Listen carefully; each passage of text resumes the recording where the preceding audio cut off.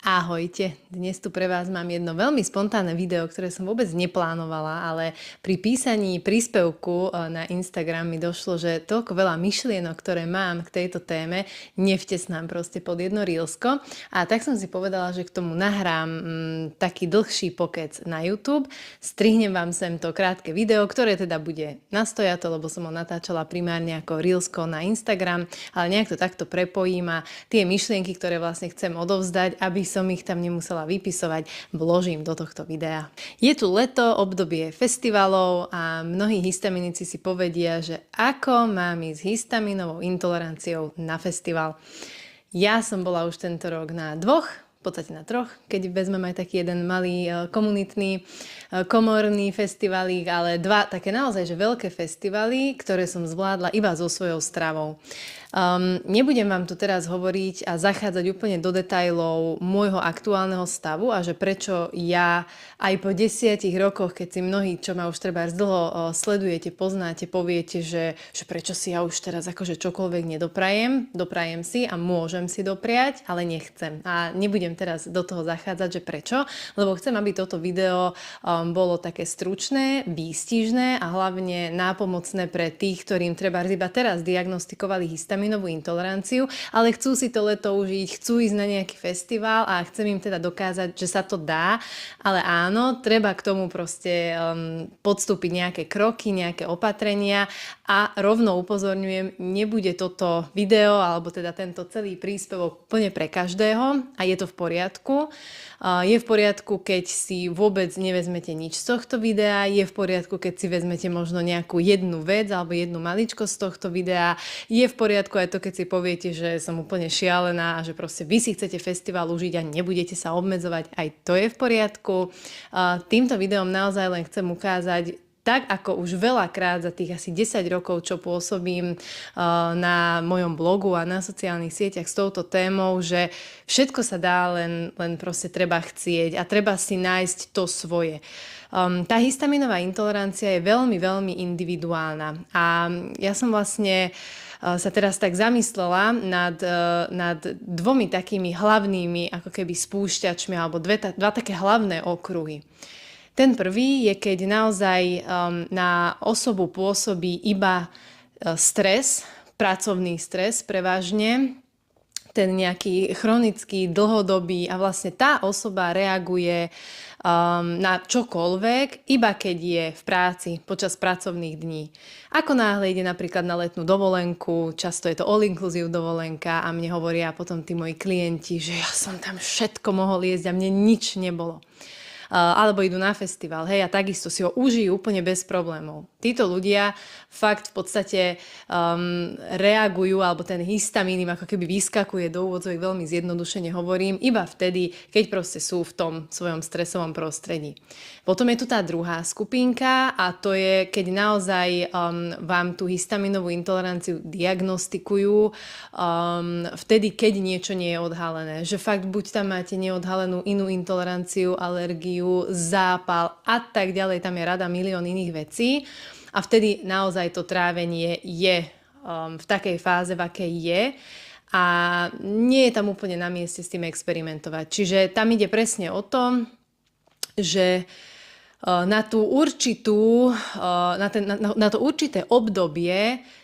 žiaľ treba ísť trošku tou cestou nízkohistaminovej diety, eliminačnej diety, nie doživotnej. Nejdem v tomto videu zachádzať do tých detailov, to všetko viete z mojich kurzov, ako na eliminačnú dietu a podobne, ale naozaj, keď ste v tej fáze, že teda to črevo není úplne v poriadku a naozaj si nemôžem dovoliť čokoľvek a musím si dávať pozor na tú stravu, tak nie je úplne dobrý nápad experimentovať na nejakom festivale alebo na dovolenke a je fajn si dávať pozor. No a práve pre vás môže byť toto video, pretože my vôbec nemusíme sa teraz zavrieť doma, nikam nechodiť, nestretávať sa s priateľmi, nezúčastňovať sa nejakých podujatí a podobne. Samozrejme, možno prvé týždne, alebo keď ste v tej fakt, že v tej počiatočnej fázi eliminačnej diety, tak vás ani nebude lákať chodiť na nejaký festival. Mne začala hit v období Halloweenu, mali sme ísť na proste halloweenský ples, nešli sme. Čiže zase je to o tom, aby sme nešli proti sebe, čiže logicky nemáte, nie to vám teraz radím, že choď na festival, aj keď si prvé 2 týždne len histaminy. Nie, tu ide o to, že možno ste fakt v nejakom tom vašom životnom období, že ešte nie som úplne, že môžem vystrkovať rožky, ale už ani nie som tak, že by som proste si nemohol dovoliť ísť na nejaký festival a túto teraz pre vás mám zo pár tipov, ako sa to dá, alebo teda ako som ja zvládla tento náš posledný.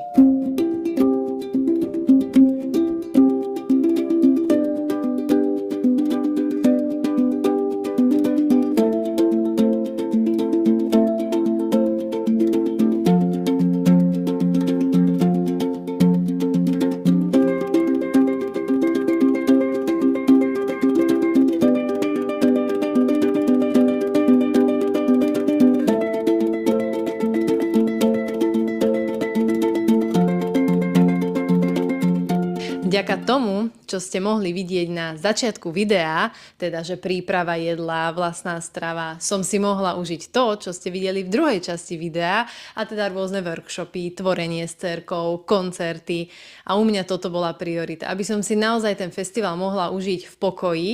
tak som si potrebovala zabezpečiť tú stravu. A hovorím, bol to už druhý festival, teraz boli tie opatrenia u mňa trošku prísnejšie skrz to, že boli naozaj veľké horúčavy pár dní predtým a už celkovo to moje trávenie a celá tá moja osobnosť v týchto letných horúčavách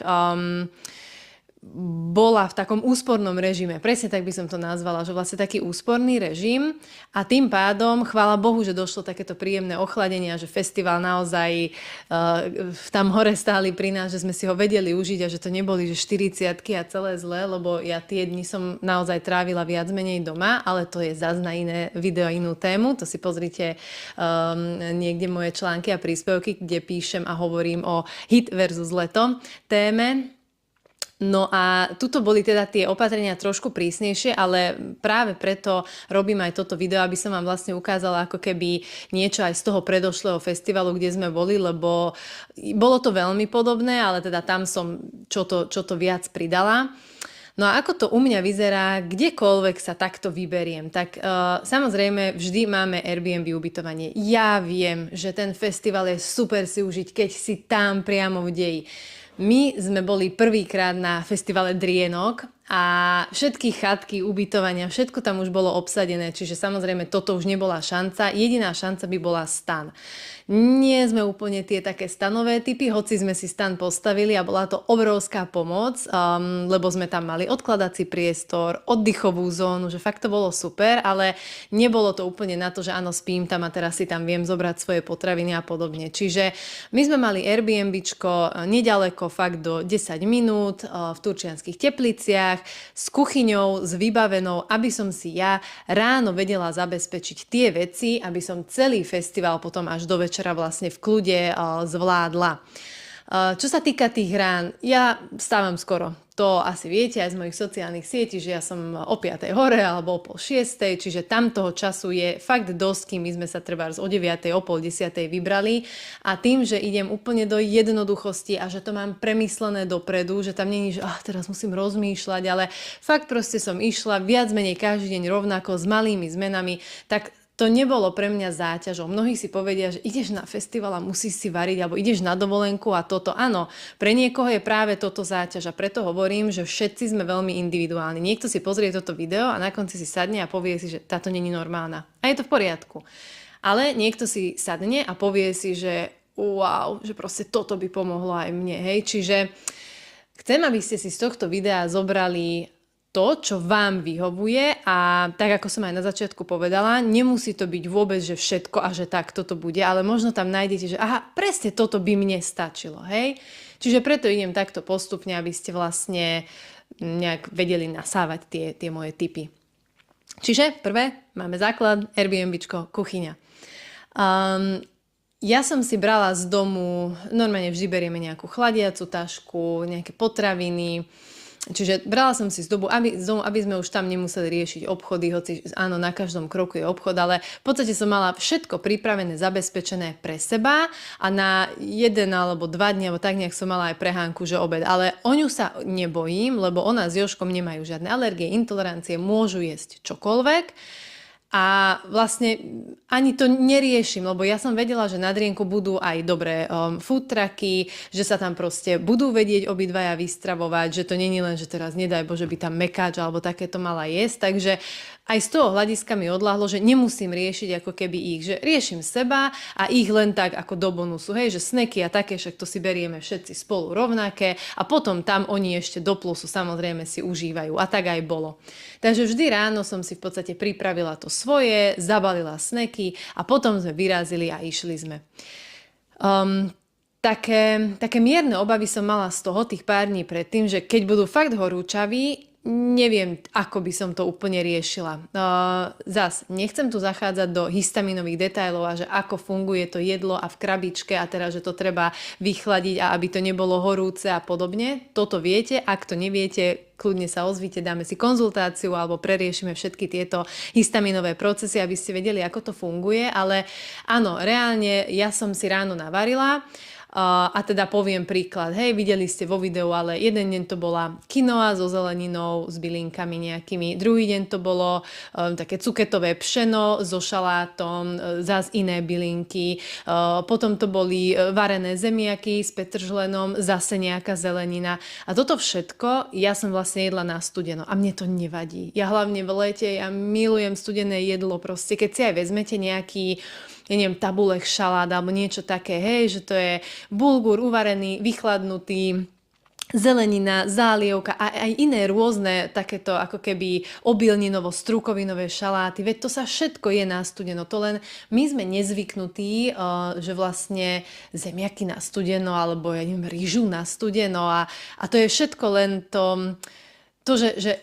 chcem mať reakciu a teda, ja neviem, najem sa v reštaurácii, kde to nepoznám, alebo zoberiem si v termoske to jedlo, kde už potom tie baktérie robia procesy, alebo no tak zjem studené jedlo, alebo si spravím suché, keď naozaj studené nevládzem. Čiže vždy je to o tom nájsť si to ako keby a ja som si našla to svoje, milujem a vôbec mi nevadí takto jesť na studeno jedlo. Čiže do krabičky som balila vlastne do obedáru, alebo ako to nazvať, som balila už vychladnuté jedlo, aby sa presne nedialo to, že teda zavriem tú teplú krabičku a potom sa tam dejú tie procesy. Čiže toto bolo hlavné jedlo, no a potom sneky. Ja si nekrájam ovocie, zeleninu a takéto veci dopredu, hej, čiže žiadne, že ráno si nakrájam mrkvu, uhorku a potom večeriu tam budem jesť, vôbec nie. Ja si zoberiem celú mrkvu, tie malé uhorky a normálne mám so sebou šúpač, nožík. Inak keď som sa tak obhliadla, to mi teraz napadlo tak spontánne, jak tu nahrávam, okolo seba do tých stanov. Tam boli horáky, dvojplatničky, videla som tam takú IKEA prepravku, takú tú krabicu,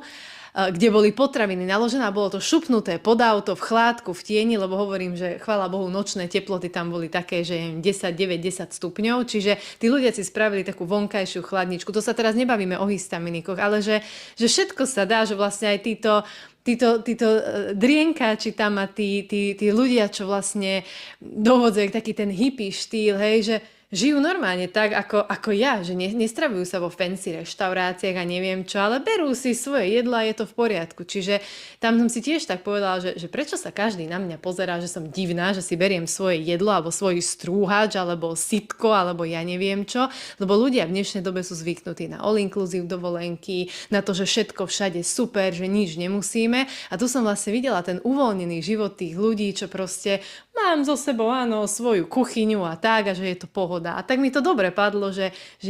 vlastne nie som úplne akože divná, hoci takéto už akože neriešim, ale že to bolo fajn, že naozaj tento festival je tak uvoľnený a krásny a dobre, ale späť k téme, bože. No, čiže nekrájala som dopredu, lebo toto sú také tie ako keby aj hit základ, a to nielen pri histaminovej intolerancii, to naozaj aj bežný človek by nemal mať v krabičke celý deň nakrojený proste, ja neviem, nejaké ovocie alebo nejakú zeleninu, hej. No, ale čo som spravila, tak som vedela, že dobre, Jožko a Hanka, ty zvládnu treba hodinu, dve alebo tak, že tak nenechám im to na celý deň, ale nakrájala som kalerab do krabičky a to bol ako keby ako pre nich snack. Hej, ja som mala svoje, ja som si našúpala, nastrúhala, oriešky som brala, ovocie v celku, marhule alebo broskyne, domáce kúky svoje s arašidovým maslom, čo som si doma ešte predtým napiekla, to som mala presne, že na každý deň, čiže každý deň viac menej rovnako, že raňajky doma tie boli vždy teplé, uvarili sme si kašu, alebo oni si, Jožko s Hankou si dávajú jogurt s granulou občas a proste raňajky akože také tie klasické naše domáce a potom už ideme a obed tam, olovrant hovorím, oriešky, cookies alebo prípadne proste nejaká broskyňa a potom večera a teda ja som mala na večeru viac menej každý deň som mala rovnakú, tuto teraz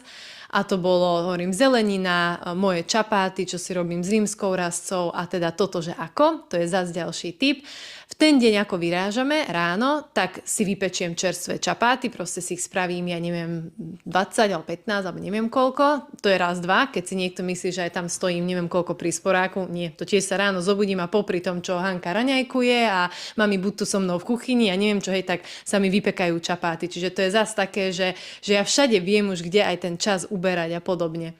No a tie čapáty som si vlastne už doma do potravinárskej fólie zabalila po 4, čo teda viem, že je taká moja dávka, alebo 5, podľa toho, jak mi to vyjde. A jak sme došli na obídko, som si na 2 dní dala do mrazničky, že prvý deň som mala tie čerstvé a na ďalšie 2 dní šup do mrazničky a vždy ráno len vyberiem. A teda mali sme chladiacu tašku, kde som si normálne dala tie 2 lady, dala som si tam, naložila ten obed, čapáty, proste tieto veci a na celý deň sme to mali takto v tej chladiacej taške. Samozrejme tekutiny, voda, hej. A to sme mali v stane, nie vnútri, lebo vnútri v stane, akože keď zasvietilo slniečko je teplo, ale vonku v tej predsieni. Čiže vlastne je to ako keby aj ešte v chlade, že není to proste v teple. A takto som si povedala, že wow, že proste ten stan nám ako pomohol, že nemusíme to vláčiť, že to je úplne easy, lebo na poslednom festivale tam akože to bolo z tohto hľadiska trošku pre mňa náročnejšie, že, ale tam sme ani neboli až tak dlho, tam sme proste boli na 1,5 dňa, ale ten stan teraz akože fakt, že veľmi pomohol, že veľmi mi to tak dobre padlo, aj sme si tam lahli kedykoľvek, oddychli si, lebo aj to je dôležité. Ja keď sa najem, to není, že naháčam do seba jedla, idem na workshop alebo idem tancovať. Proste aj tam zas tie procesy, že sme na festivale, tak aj oddychujeme, aj si lahneme, zahrali sme si karty v tom stane a že zas myslím na to telo celkovo a nie len na to, že teraz musím ísť tu a musím naplno, alebo potom taký ty, že musím všetko ochutnať, keď som na festivale, všetko musím stihnúť a vypiť a zjeť. Čiže aj toto sú potom také extrémy, ale do toho zas ako keby nejdem zachádzať. No, čiže takto to bolo a jeden deň som dokonca Hanke spravila tie jej obľúbené cestoviny s tekvicovým olejom a so syrom strúhaným. Ona mala svoje v krabičke, ona tiež jej absolútne nevadí jesť na studeno jedlo. No a potom vlastne také tipy, čo by som vám ako keby chcela ešte k tomu pridať, aby to nebolo len o tom, že takto to musíte robiť, že vlastne varím si a beriem si svoje a podobne, tak mám pre vás aj také tipy, že dá sa to trošku aj inak a tam budem trochu používať ten príklad na Hanke, lebo hovorím, že aj ona akože dbám jej na tú zdravú stravu, že nie je to, že dobre, tak teraz si daj burger, hranolky, neviem čo a ona také akože ani chvála Bohu nie, že burger, pizza, tam taká bylinky sú zvláštna, je z tofu, neviem čo, takže nechcela nič také. Takže vlastne ako to poriešim s Hankou, alebo teda ako to poriešiť, keď fakt, že nechcete si každý deň variť, tak áno, dá sa to teda aj na festivale. Ale ešte dodám ten posledný detail, čo som vlastne chcela, aby som ukončila túto moju do odzviek extrémnu, že fakt, že varím si, beriem si a idem, tak mne toto tu teraz stačilo. Presne takto, ako bolo, ale toto som ja. Že vlastne ja poznám svoje telo, robím prerušované pôsty, občas hladovky, akože, že si moje telo žiada, že nepotrebujem tak veľa jedla a som na to zvyknutá. Niekto si povie, že toto ti stačí veľakrát, toto mi povedia, ale väčšinou sú to ľudia, tak jak som ja bola 8 rokov, 10 rokov dozadu, že to je brutálny proces, aby my sme sa dostali do takého stavu, že nás neovláda to jedlo, že tam tá závislosť už úplne nie je. Čiže preto hovorím, že ja som Veľmi, každý je veľmi individuálny a ja som už v tomto tam, že ja si toto môžem dovoliť a pre mňa to je úplne v poriadku, že mňa tam už neovláda to, že niečo tu vonia a teraz neviem čo, áno, zavonialo aj mne, áno, ale tá moja hlava vyhodnotí, že proste ja nepotrebujem nič viac, ja si tu chcem užívať, tancovať, spievať, neviem čo a že mne toto stačí, pre mňa teraz jedlo není akože priorita a pre niekoho je, niekto ide na festival, ja chcem jesť, ja si to chcem užiť a nebudem mať žiadnu reakciu, lebo to je on a toto som ja. Takže mne teraz toto stačilo, aj vzhľadom na to, že boli tie horúčavy, že to moje trávenie bolo teraz proste nejak takto nastavené. Pri tom druhom festivale, tam som vlastne trošku ako keby pridávala, že som tam mala aj varené vajíčko. Vtedy ešte nebolo, to bolo kedy 2 mesiace dozadu, mesiac a pol dozadu a neboli takéto horúčavy. Čiže mohla som si dovoliť aj to, že áno, tak aj vajíčko natvrdo. Teraz by som sa bála, že fakt v tom teple nech sa nepokazí, že za to tá háklivosť tých potravín a hlavne príhyt, akože to sú také dôležité témy, ale teda dá sa tu kľudne pridať, tak mäso by som si asi nebrala určite na festival, ale dá sa, hej, že nejaký cícer si treba zoberiem, hodím do šalátu a podobne, že trošku ako keby aj tie bielkoviny, ale ja toto mám odkonzultované s lekárom. Môj blízky priateľ Maroško je taký môj mentor a proste ja som aj toto povedala, takto sa chystám na festival, viem o svojom zdravotnom stave, vyšetrenia mi robil krví a proste všetky tieto veci, poznám už svoje telo a viem, čo si môžem dovoliť, že vlastne ja nežijem už v tom, že teraz sa bojím, treba naháňať bielkoviny a teraz ježiš, 2 dni budem mať len toto a toto a bude mi to stačiť a neriešim. Ja viem, že telo je múdre, telo má svoje zásoby, proste toto je môj život, ja takto pristupujem vlastne k týmto veciam a viem, že deň predtým som si treba z doma dala poctivý vývar a neviem čo a deň na to, keď som prišla domov, hneď to bolo prvé zeleninová polievka s vajíčkom a tak ďalej. Ale aj tie dni mala som bielkoviny, veď quinoa, bohatý zdroj bielkovín, proste paraorechy, neviem čo, všelijaké akože takéto drobnosti. Čiže aby sa človek nezamýšľal nad tým, lebo preto toto teraz hovorím a upozorňujem na to, posledné asi 2-3 konzultácie som mala také so žienkami, ktoré veľmi riešia to, že bojím sa, schudnem, málo bielkovín, musím jesť a proste tam potom nastáva taký ten tlak a toto ja už vlastne neriešim a nemám. No tak teraz mám takýto ľahký jedálniček, o 2 dní prídem domov a mám zase úplne ten svoj bežný, že si dám jeden deň trebárs aj to mäsko alebo vývar, potom si dám, ja neviem, vajíčka a tak ďalej, hej. Takže toľko k tomu môjmu. No a teraz sa možno zamýšľate, že dobre, tak daj nejaké tipy aj pre tých nás normálnejších, čo nebudeme takto vyvárať a riešiť festival. Tak napríklad tu na Drienku vždy je to o tom nájsť si, spoznať, kto tam je, poznám tento food truck, no tak určite ja by som si napríklad nikdy nedala nejakú gyózu, hej, lebo viem, že sojová omáčka, hento tamto bla bla bla, že to nie je pre mňa. Ale napríklad bol tam Mumbai food truck môjho kamaráta Šreja a presne jeden večer som sa opýtal, hovorím, niečo pre Hani, že práve teraz sa mi dovarila čerstvá rýža. Proste tam veľký rýžovár, viem, že on používa kvalitnú basmati rýžu a že fakt, že tam sa nemám čoho báť. Čiže Hani napríklad, čo ona je rýžožrút, tak mala len jeden večer, na večeru mala len rýžu. A mohla by som si dať aj ja, ale tým, že ja som mala vtedy už svoje jedlo, ani som nebola hladná, nepotrebovala, tak som si vlastne nedávala. Ale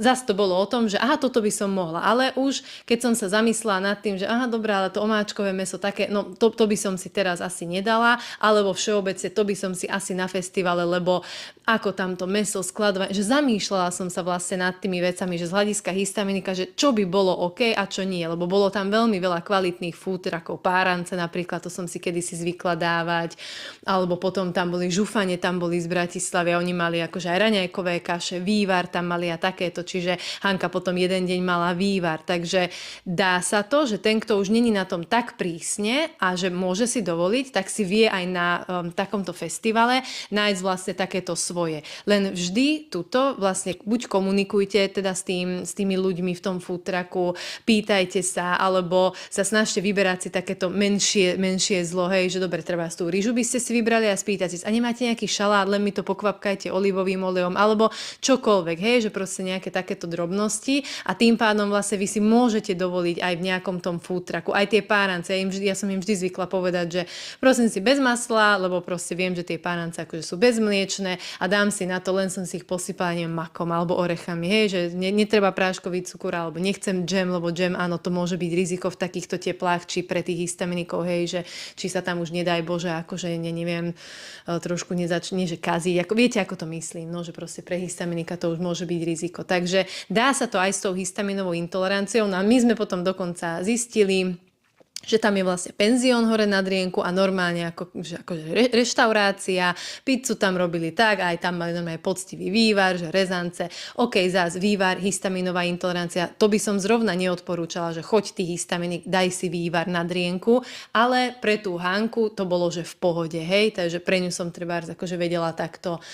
zvoliť a takto vybrať. No, takže toto asi takéto typy, čo sa týka toho, že ako inak si to užiť, že keď si nechcete úplne variť. No a potom samozrejme dá sa to ešte aj nejak riešiť, že tou suchou stravou, že proste si človek zoberie len nejaký sendvič, to svoje pečivo, ja neviem, s nejakou nátierkou povolenou a podobne a potom, keď prídete na to ubytko, tak si dáte večeru. Alebo áno, keď ste trebárs tam v tom stane, tak tam potom je to náročnejšie, hej, čo sa toho týka, že teraz prídem na ubytko a varím si, ale hovorím, mnohí tam mali tú svoju nejakú dvojplatničku a tak a tam som si ešte aj povedala, že však toto je ešte jednoduchšie, však by som si to naozaj zobrala rýžu, tu si to uvarím, čiže už aj s touto myšlienkou som sa pohrávala, že proste ten histaminik, ktorému ide len o tú čerstvosť a kvalitu, sa dokáže aj takto ako keby vystravovať, čiže tak, no snáď som nezabudla na nič, že na žiadne myšlienky, ktoré som tu chcela nejak takto zazdieľať s vami a keby ste mali nejaké otázky, tak sa kľudne pýtajte a prípadne ešte zodpoviem. Tak ďakujem, že ste dopočúvali a vidíme sa možno najbližšie pri nejakom takomto spontánnom mojom výstupe po keci. Ahojte.